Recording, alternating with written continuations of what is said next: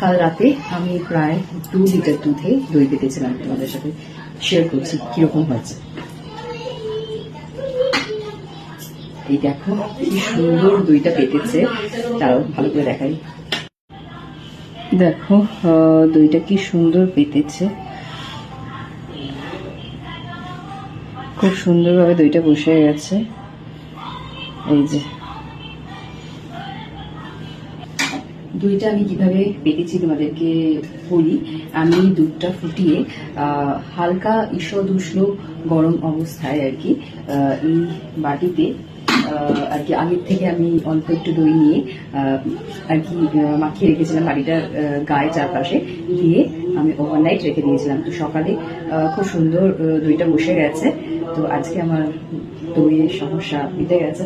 তো মানে এই গরমে আর কি একটু রেগুলার দইটা খাচ্ছি বা ঈশানকেও খাওয়াচ্ছি, তার জন্য ভাবলাম যে ঘরেই পাতি। তো এই কদিন কিনে খাওয়াচ্ছিলাম, মিষ্টি দোকান থেকে কিনে নিয়ে এসে খাওয়াচ্ছিলাম। তো এই গরমে পেট ঠান্ডা রাখার জন্য দইটা খুবই কার্যকরী।